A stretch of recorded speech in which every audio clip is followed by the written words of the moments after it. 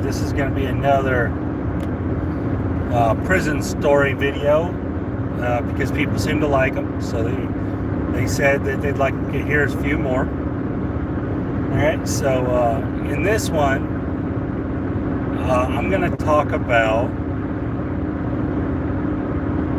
like basically kind of some of the like just more different weird things I've seen in there. Not necessarily violent or anything like that, but just weird things that I've seen.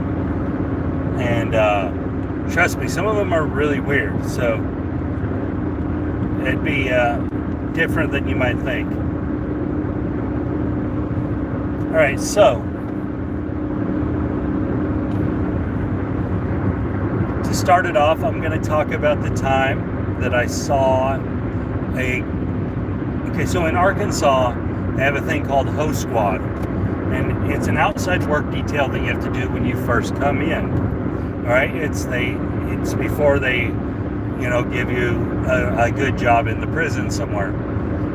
So you go outside, and they call it Host Squad because for the most part, you're out there using a hoe and cutting grass and doing field work and stuff. Well, so they take you out in like 32-man groups with a guy on a horse with a gun, and he hauls you around, and you walk around and do whatever needs to be done.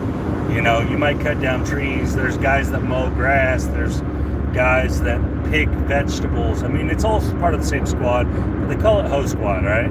So you carry a 22-pound hoe, and I'm not joking, it's 22 pounds on average. Big, long hoe. You carry it around everywhere you go. Sometimes you have axes. But anyway, so you have all this stuff. With as long as there's only 32 of you, you only have one rider with you. And he has a gun. And so in this story, I'm going to talk about the time that I saw an inmate get shot by the horse rider. Alright, so this was a normal Host Squad day. It wasn't anything weird, it wasn't anything special. We got up, and it's early in the morning. You get up, you're out there about 6:30, and we're walking around. Well, there's a newer guy on the crew, on the Host Squad, and he's kind of wild. I mean, a little bit wild, and maybe a little bit messed up in the head, and like not all there or something. Possibly maybe PCP, it messes their brain up really bad, and they get really, really messed up. Well, anyway, we have 22-pound hose, right? So we're at a break. They give you breaks and water breaks and stuff. So we're at a break. So we're all sitting around drinking our water, resting. And this guy, just out of the blue, picks up his hoe and takes off running at the horse and the officer on the horse. Like he's like hoe over his head, like he's Braveheart or something. And this officer pulls the gun out, just like he would have been trained, and shoots this guy twice. One him in the shoulder, and one hits him in the leg. The guy falls down screaming. We're freaking out. So none of us are stupid enough to do anything but lay face down on the ground. So we're not getting shot. None of the rest of the guys are getting shot today. And so a lot of times the Host Squads take breaks together. So like our Host Squad and 5 other Host Squads were there lined up. Well, so now all these guards and everything are there because he had to shoot this dude. And so they're all off their horses talking about it, and they're taking us all back in. Everyone's going back in. So this guy saved us a day at work by getting shot a couple times. But so when one of these officers shoots an inmate, he instantly gives his gun up and all this, and he's not arrested, but he's kind of, they kind of detain him, and he's done for the day, and he's under an investigation, because you just can't randomly shoot inmates. But obviously there was a bunch of other officers that saw it, and so he was no trouble, and everything was there. He knew all that. But so yeah, this guy, he just jumps up, like I said, with his hoe, and charges this guy this officer on the horse. And smooth as shit, this officer shoots him twice. He didn't kill him. He could have shot him in the chest or the face and probably killed him. But he shot him in the arm and shot him in the leg. I don't know if those were misses, and he was trying to shoot him in the body, or if he was just that good. I don't really know. But so, yeah, this is just wild. It's just a wild thing to see. And guys, when I'm saying this guy just jumped up out of the blue, like all day, we'd already been working for a while. He hadn't really done anything. He hadn't been acting crazy or nothing. He just, I guess that was it that day. He just freaked out. But so that was crazy. I mean, it's just something, when you go to prison, you're not expecting to see someone get shot. And I mean, it happened. It was a wild little situation there. All right, so another story. And this was when I was at a prison in southern Arkansas. It's way down in Dermont, Arkansas, which is basically in Louisiana, Mississippi corner, way down there. And well, this unit is kind of standalone, and so it's kind of wild down there. You know, they don't have a lot of staff, and it's attached to a county jail. It's just kind of wild down there. And this was the unit where I saw a riot happen, and the only time I've ever seen the guns fired from the towers.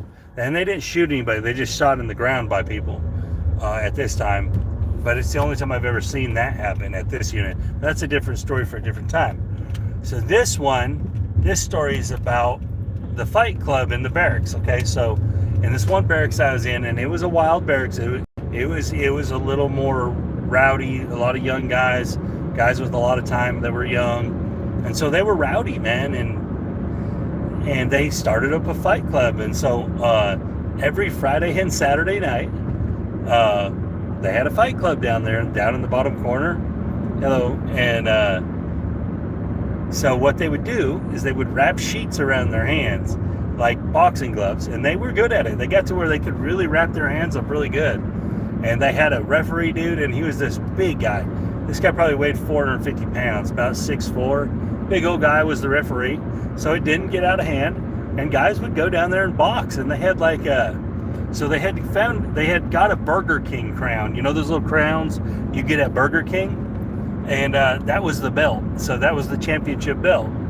And so like this little young guy, they called him Juju. I can't remember what his first name was, but they called him Juju. So he was kind of like the champion. But, you know, they kind of put you with your weight. You know, they kind of try, you know, obviously a 400-pound guy didn't fight a 130-pound guy, you know. But it was just wild. And yes, I did participate. And I don't count these as fights in prison. Like out of the 7 fights I've been in prison, I don't count these, because these were like structured almost type things. So I went 2-1. I was pretty proud of myself. But anyway, there was like a real life fight club, and it got shut down because Juju and this other guy were boxing. I can't remember the other guy's name, but the other guy got too wild. Like he was losing, and he just couldn't handle it. So he started like throwing knees and stuff. Well, Juju had some outside training in boxing. He was actually had some boxing training. And so Juju just starts really tearing into him and knocks his top front teeth through his lip. Like he got hit like this and knocked his front teeth through his lip. And so this guy goes out, and so our fight club got shut down. But it was like a cool thing on Friday and Saturday night. Like people would line up down there. And but it was funny. They would literally call out the name, and it was like watching TV. I mean, but anyway, and you didn't have to fight. It wasn't like people made you fight or nothing. But if you wanted to, there was someone, that would fight you. I mean, and it was like, it kept the tension in that barracks was always really low, even though it was a rowdy barracks, because you could always just call the guy out and say, on Friday we're fighting, And so it was like, it really kind of helped with the tension in the barracks. But yeah, so there was like a full-on fight club in this one barracks I was in. I mean, believe it or not, it was actually pretty cool. It wasn't like, outside of that one guy, really no one else ever got hurt. Don't get me wrong, guys got punched in the face, and there were some bloody noses and some black eyes and stuff, but I mean, for the most part, no one was hurt. But yeah, it was pretty different. I mean, it was pretty wild. All right, so I'm going to go to, okay, so I was in the Max for a little while, and I went to the Max for a cell phone. So obviously, did I run a book on it? No, I wasn't gambling then. I mean, I had, but at that unit, there was already a bookie at that unit, and I wasn't involved. But so I was in the Max for a little while because of a cell phone. So if you get caught with a cell phone in prison, you're going to a box. They're going to put you in a box because it's a big safety regulation. You know, obviously, if you have a cell phone, you could be setting something up and, you know, whatever. And so it's a big deal to have a cell phone. But the thing is people will take the risk because the phone calls are $15 a pop. So either your family's got to pay it or you got to pay it from in there. $15 a phone call for a 15-minute phone call. So a lot of people don't want to do that, myself included. And so you get a cell phone snuck in somehow, you figure out how to get one, and it's not $15 a pop then. And so what ends up happening is usually you get told on. Usually someone tells on you that you have a cell phone because you're not letting them use it or something. Some shit around it happens. But sorry guys, my phone, I went through a bad spot there. Allowed, there's a TV in your cell, so you have your radio, your commissary, all that stuff. You're for 23 hours a day, and so how would I say? It's not like being in the hole. The hole is different than the Max. The Max is a barracks. It's just you're locked down for 23 hours a day. Where the hole, yeah, I know it froze. The hole, you get none of your stuff, and you're in there for 30 days at a time. They're very different. They're a very different situation. The Max is one thing. The hole is another. You're in the Max.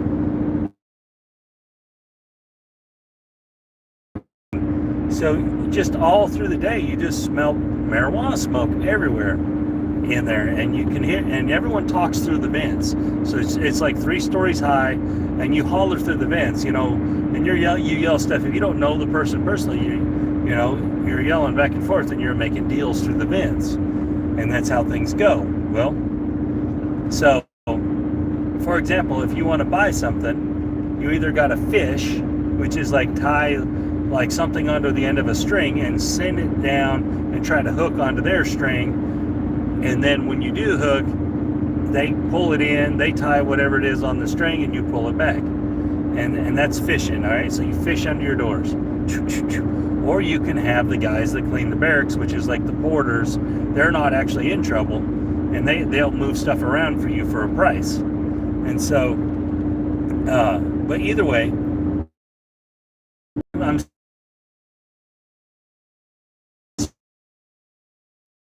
serious, man. This whole barracks is just nothing. So he comes through and he drags us all out one at a time, and to piss in a cup to have a drug test. Well, for whatever reason, and I don't know how this happened, but nobody failed. So nobody in the whole barracks failed. I don't know if the pee cups were bad that they were using. I don't know how nobody failed, because I know for a fact there was people in there smoking pot. I know for a fact that there was a person in my cell that had smoked some pot, and none of us failed, and I don't know how it happened, but like he was pissed, and so they tear everybody's stuff up. They're dragging your stuff out, and they're going through, they're cutting up your beds. They're looking for, where is these drugs? Well, by this time, everybody's either put the drugs in their butt, because that's what a lot of people do to hide it, or they the little thing I did, and then I was done. But I don't know how nobody failed, and but he was so pissed. So they start calling us out one at a time, right? One at a time, and they're trying to interrogate us.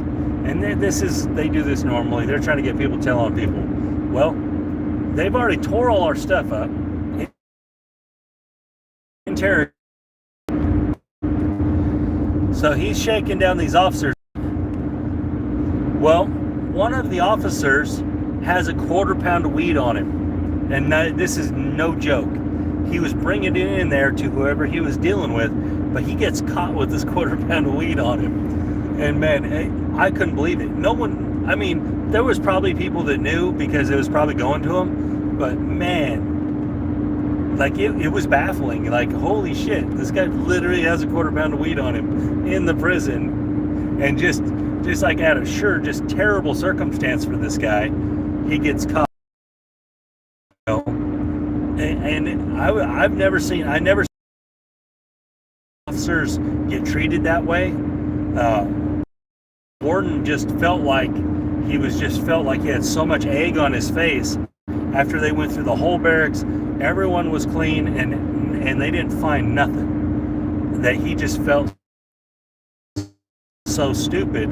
Well, when this guy had all this pot on him, then he felt like, oh yeah, I found it, you know. But really, he just got really lucky. So that was a really weird situation. And that was at Bricky's Max. That would have been 2014 or 13. One of those 2 times in there. But, yeah, so that was a really weird one. Another time. Okay, so in the prison, they work like on the DuPont schedule here. I don't know if you guys know what that is, but that's like 3 on, 4 off, 4 on, 3 off, and it's just like a rotating schedule like that. Well, sometimes they're on nights, sometimes they're on days. Well, so there's 2 crews that always work with each other, and 2 crews you never really work with. You know, it's kind of how it works. And well, one officer was sleeping with the other officer's wife when he was at work. Well, for some reason, however he finds out.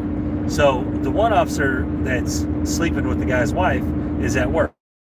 And just out of the blue, this other officer comes walks right in the control room and just starts whipping his ass. I'm in no words, no nothing. He just starts beating him up into this control room.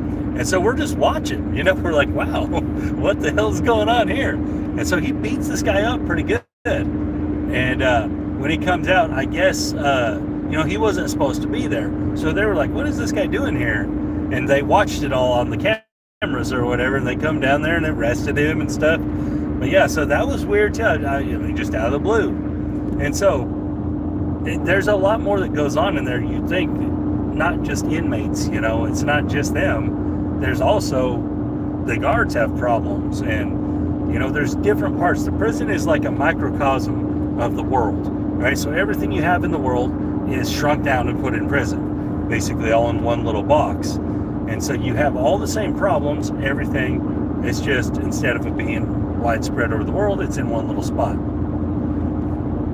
But so, again, those are just some like off-the-wall things that I was, in the time I was there, that I just witnessed and was involved in, and just weird. I mean, there's way more that goes on in there than anybody would ever think. And you got to realize those guys, they have all day and all night a lot of times to just sit there and think about stuff, and just to figure out ways around things, and just they have a lot of time to think. And when you have that much time to think, you're able to come up with some pretty ingenious ideas on how to do things or whatever. But again, it's just a very weird situation sometimes. But if does anyone have any questions or anything? I'll answer some questions if y'all have questions. But so I don't really have just a bunch more stories to tell right now. I could keep going. I could just keep remembering things and go on. But I actually specifically thought about those couple and wanted to share them with y'all. But like, those don't really have anything to do with people getting hurt or anything like that for the most part. It's just weird stuff that goes on there.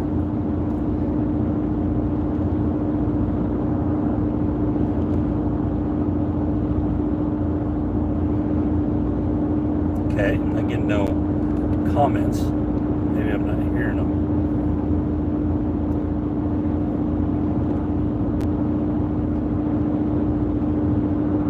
But so just for some of this like little side things.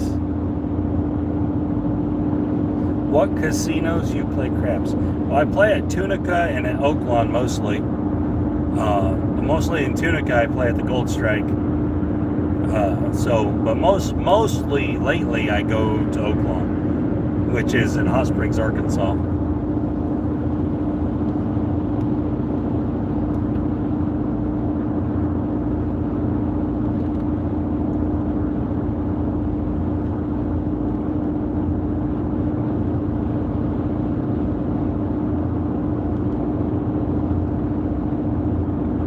But my actual favorite casino, guys. No, I've never been to Las Vegas as an adult.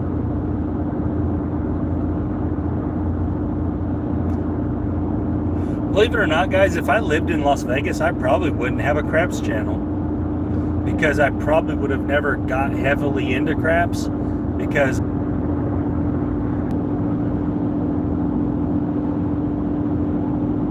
I do play poker, guys, and I would say I'm better than average. I've won some smaller stuff around me. I've played in lots and lots of cash games.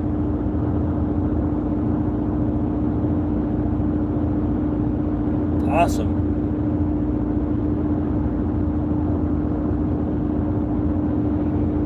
Cool. Good luck, Mr. Brian. Glad I don't live in Las Vegas yet. But I mean, because I would have had poker so readily available to me that I would have just never got into anything else, most likely. I would have just been gambling on the NFL and poker.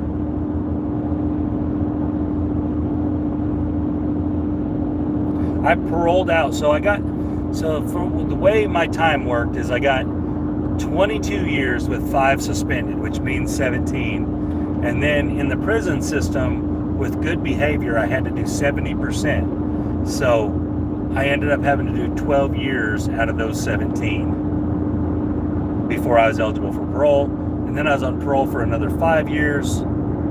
And there you go.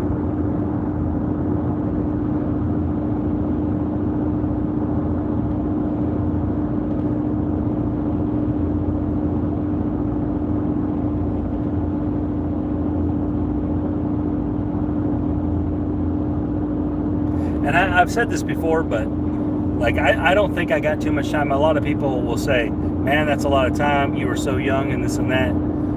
Guys, I got what I deserved. Absolutely did. I want that to be clear, that that's the way I look at things. You got to remember, and you got to think about it from the people that you did the crimes against point of view, more than your own, because or you think about, if it was your daughter in the store that I robbed, or if it was, your mom that I went in there and I pointed a gun at and money from. Thank you. Yeah, I was never going back when I came out. I had already so much in there that when I got out, it was a much easier transition for me than most people. Don't get me wrong, does it mean that I've never thought about committing more crimes? No, I absolutely have. But I just am smart enough to stop thinking about it when I do and make the right decisions now. But so like I don't think I got railroaded or anything like that. I don't have anything against the court systems. I don't have anything against police. I like police. I think they did exactly what they were supposed to do. I was a shithead, guys. I was really, really bad, and I got where I was trying to get.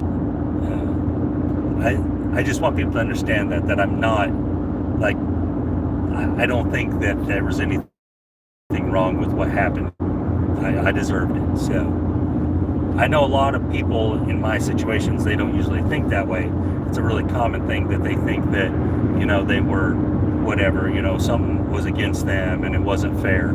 Everything about mine was very fair. I probably should have got more time than I did, but so I probably got a break.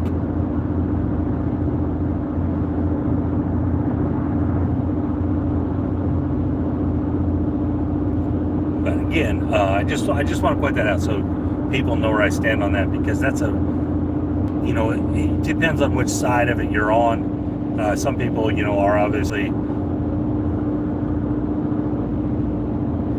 I have not contacted them, mostly because it was so long ago. So you got to realize that this happened in 2001, and I didn't even get out until 2014. So by the time I even got out, it was so long. I do have their names and stuff in my paperwork, because I went to a bench trial, and a bench trial is a trial without a jury. It's just with the judge, and then it's worked like a trial, and the judge is just your judge and jury all together in one. So it was all his sentence. Everything was with him. And so when you do that, because they came in there and they testified and stuff, obviously you have their names and all that. But as far as that's concerned, I've never tried to reach out to them, partly because of relive anything. By now, hopefully, was any trauma of any kind, like mental trauma, because obviously I didn't hurt anybody physically, but I very well could have messed with them mentally, or emotionally, and I just don't want them to have to relive that in any way. And because I've definitely thought about contacting them and trying to at least apologize in person, but I just feel like that maybe that might not be as beneficial.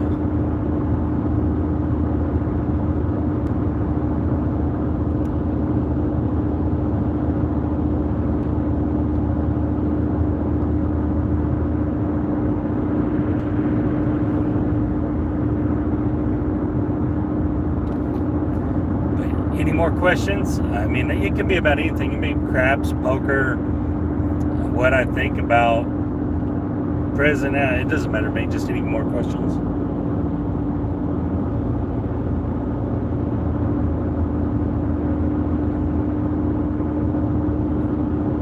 So here's something that people ask: is there times that prison is not miserable? Yes, there's times that prison is actually very fun.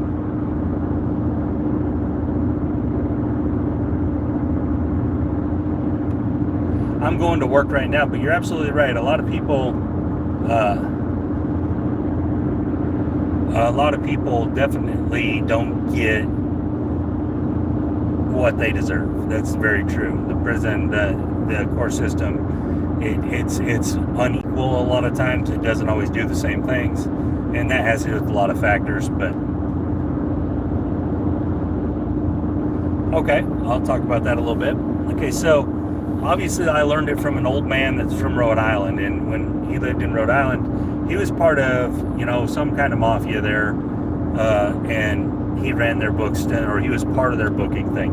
So when I got put in the barracks with him, he was running tickets in there, and at first I was just gambling, and I really thought I knew stuff, and I was getting killed. But what ended up happening is his partner in there got moved to a different barracks. And so, I'm not a small guy, and I'm pretty tough. I would say there's no innocent people in prison. Not truly innocent. But so anyway, he approached me, and he's like, hey, you want to do this with me? Because he's an old man, and he kind of needed some muscle just in case.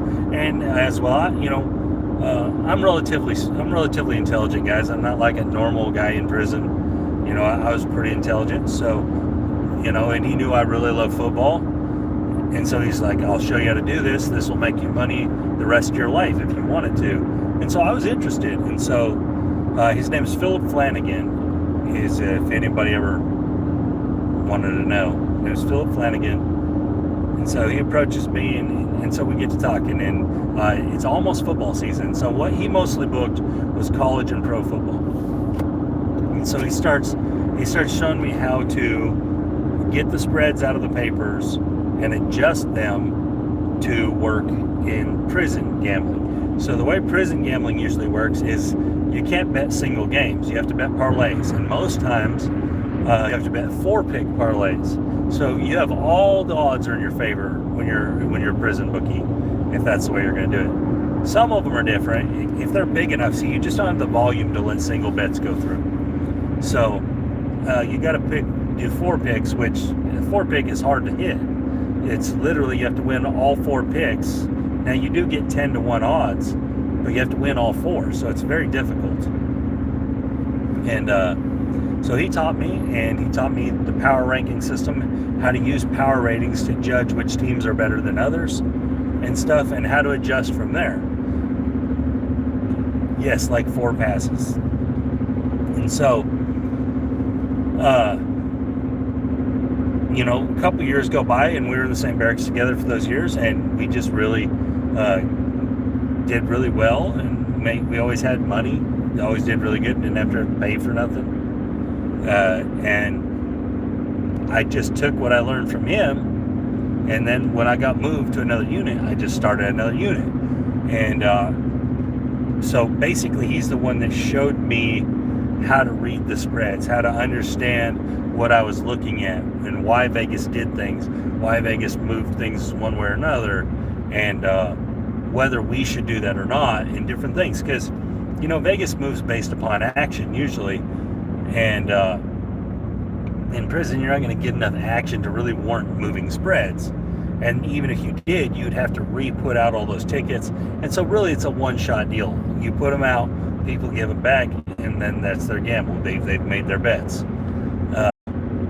But in prison, you also do some other things to even add the odds more in your favor. Is if you get a tie, I take the tie. So ties are also mine. And so just basically everything from a sports book standpoint, a booking standpoint, in prison is in the bookie's favor. It's very hard to beat a bookie in prison. I mean, you have to just be really, really good at it. You're a really good sports bettor, because I'm going to take ties. I'm going to make you play 4 picks. And on top of that, I'm going to do things where I take away certain groups of numbers. So like, I'll do what's called a 3-3. I don't know if you guys have ever seen this, but it's -3 both ways. All right. So that means essentially, if it's a 3-point game, you can't beat me. And so to bet that game, if I think it's a close game and I don't really want people to bet it, I'll put it -3 both ways. All right. And so that means that either side you pick, you have to give up 3 points. And so that's just another way that the bookies use in prison to take away people's ability to beat them.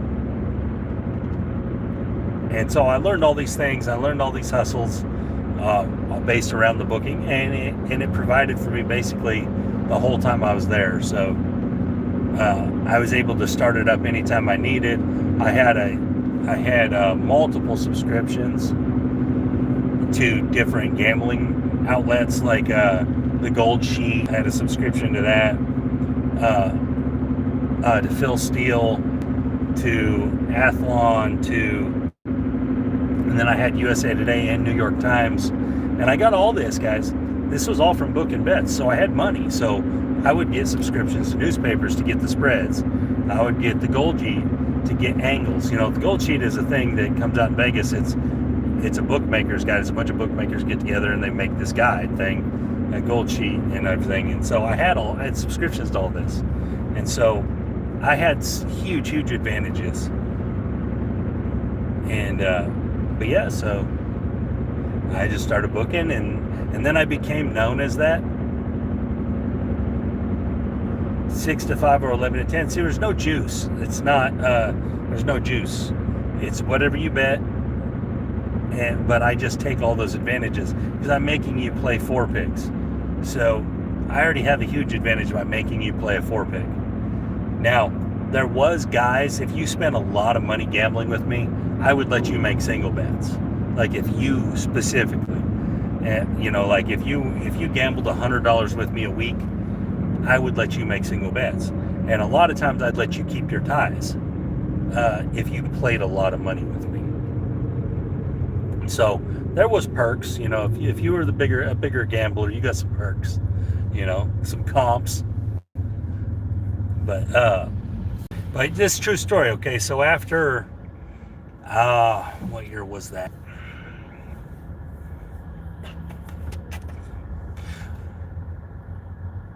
No, I never had problems collecting. I had employees in every barracks that would collect my stuff and give out my tickets. So every barracks I'd pick an employee.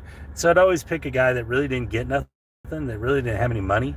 And so I'd have him collect in, and he took 10% off the top. So if he collected in $100, he would get $10 worth of stuff. And if he took $12 worth of stuff or something, it would never bother me. Guys, gamblers in prison suck. All right, most of them are terrible, and so they lose all the time. You don't really have to do everything I did, but I did because I like to win. So, and I didn't want to have to pay out money. The biggest payout I ever made was to a guy for $40. I never paid out more than $40 in one bet. And I would rake in $1,500 a weekend and pay out $150. I mean, yeah, it was really lucrative. But anyways, true story. Okay, and I want to say it was the year of the Patriots and Eagles' first Super Bowl. Their first Super Bowl they played against each other. Is either that year, it was a Patriots Super Bowl, whatever it was. The game, and by the end of that year, I had like $1,800 worth of. I had to have multiple people's lockers holding my food because I didn't have enough room for it. So, as a Super Bowl party gift to the whole barracks, I had guys cook up a bunch of food out of all my stuff, and I had a stack of tortillas because they make like a big goulash thing.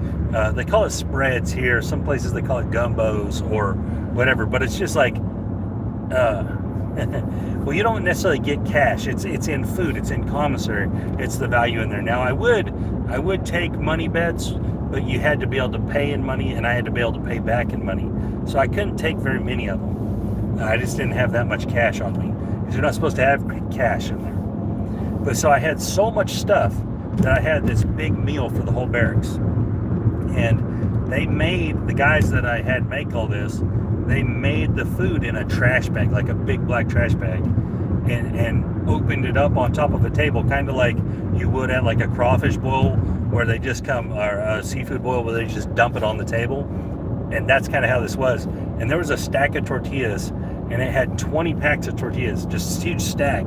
And I just said, hey, this is for everybody in the barracks, eat all you want. And it was Super Bowl. And so everyone thought it was pretty cool. So like it was this big old meal. But guys, when I say it, I was like a businessman in prison. I was. That's what I did.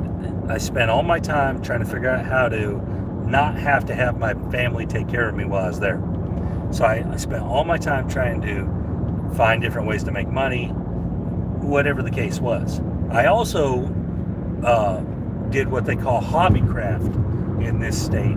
I did woodwork. Like I would go make jewelry boxes and different things.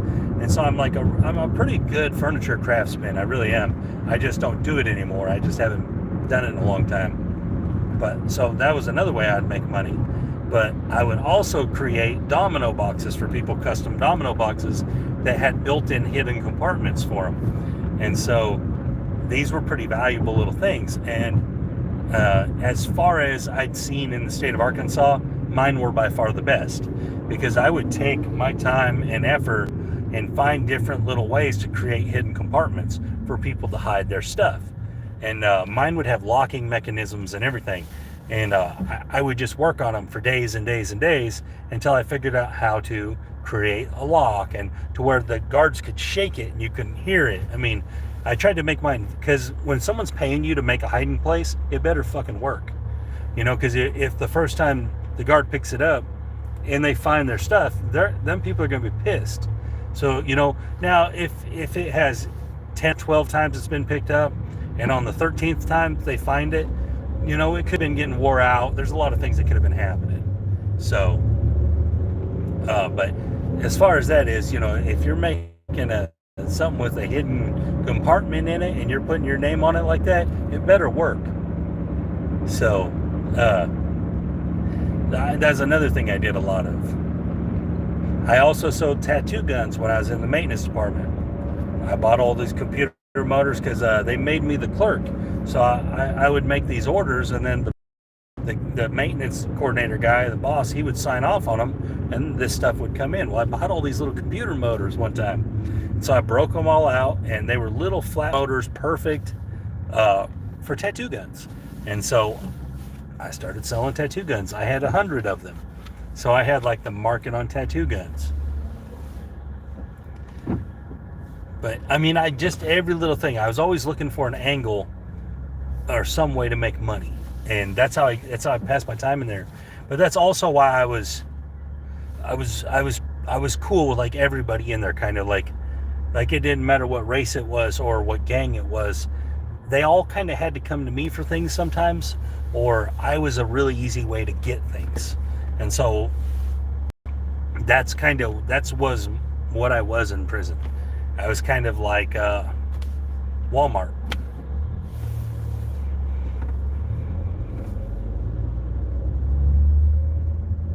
And now that's not everywhere. Some places I was in trouble, so I had to work my way back up through the, until it. And that's the thing is, to get good jobs like that, it might take you a couple years to get into a job where you have access to things. And so then you have to work your way up, and then boom, you finally get it. And then you got to figure out how to do it from there. But again, I was there a long time. I did a lot of different things. I've done everything you can do in prison except for work in the laundry. I never worked in the laundry. But as far as all the other jobs, so inside the unit jobs I've done, because I also have never worked in the horse barn.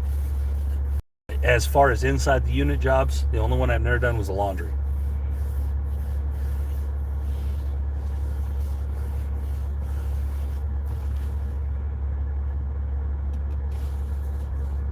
But I mean, it is what it is. When you're there, if I was going to give someone advice that is going to prison, that you need to realize that when you get to prison, that's where you're at, and you need to be there. Don't let yourself wander. Don't let yourself slip. Don't let yourself get caught up in the outside world, because you can't affect the outside world. There's nothing you can do while you're in there that's going to have any bearing on what goes on out here. So you need to accept that if you're on your way or whatever, if you ever find yourself in the position where you're going to be going, you need to accept that when you're there, you need to be there. Otherwise, you're going to get they never assigned me to the laundry. I mean, there's things you can do. There's definitely things you can do in the laundry. But so that, if I had just any advice to people that are going, obviously you don't want to go, but if you can, but there's definitely, if you are, things happen, you could be on your way, and just remember, you can't affect anything out here. There's nothing you're going to do that's going to change anybody, what they're doing out here.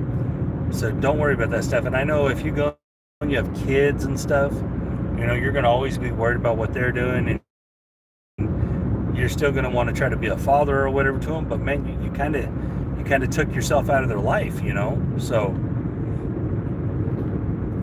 you probably need to kind of let that go and let the mom or whoever it is handle it, because I mean, you're not going to be able to do anything. And I just seen a lot of people in there going crazy over just trying to affect the outside. Just can't do it. I mean, it's just not a thing. But I had it easier because I went as a kid. I didn't have kids. I didn't have a wife. I met my wife in there, so I didn't have some of the stresses that other people did.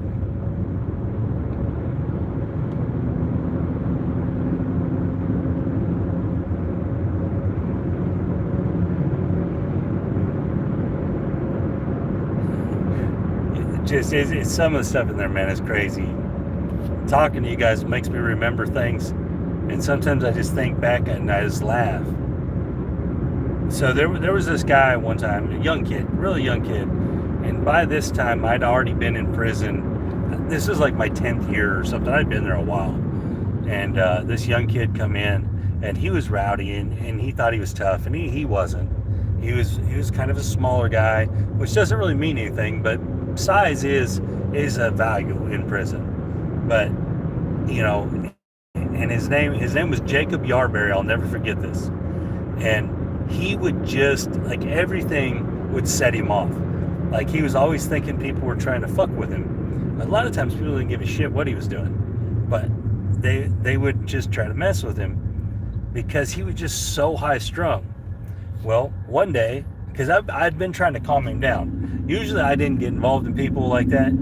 I just let them do whatever they were going to do, and they could figure it out on their own. But I was like, you know what? I'm going to try to help this guy out. And I tried to calm him down. I kept trying to calm him down. I was like, look, man, you just got to go do your own time here. Quit worrying about what everyone else is doing. And, well, I thought I was getting to him.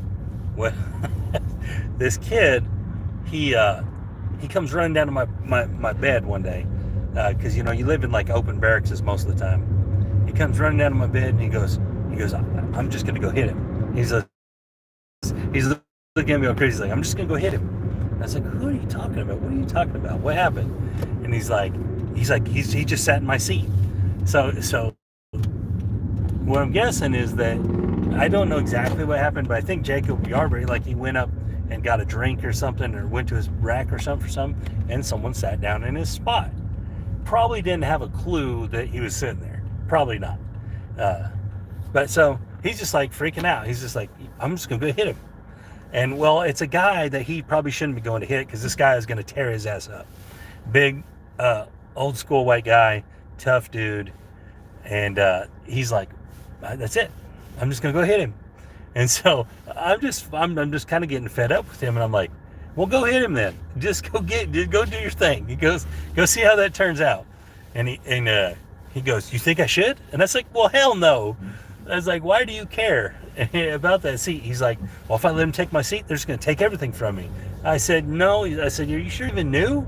And he was just spazzing. And hey, he did, though. He just, the guy was sitting down minding his own business, watching a show. And this kid just goes up and starts hitting him. And obviously, the big guy that he just goes up and starts hitting just kind of takes a few hits, gets up and beats the hell out of him. And so I have to go to this big guy now, because the word around the barracks is going to be that I told him to go do this. And so I have to go to him, and I'm like, look, man, he came down to my rack spazzing out about this and talking about he's going to go hit you. And I said, just messing with him, I said, yeah, go do that, And so the guy didn't take it bad on my side or anything, but it could have been really bad. I might have had to fight this guy, but I just really didn't think he would do it, but he did. Crazy kid, man. Crazy kid. And so I've been out probably 2 years. I get a letter from this kid, this Yarberry kid, and he's talking about how he's been in the max for a year and all this other stuff. And I'm just like, what are you doing? And he's like, man, I just can't.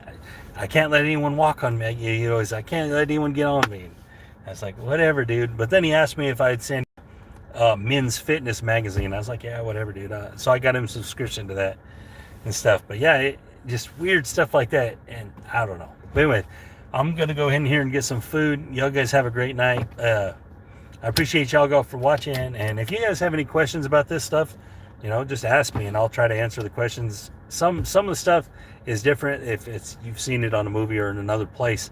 It doesn't necessarily happen here, so I may not have any information on it.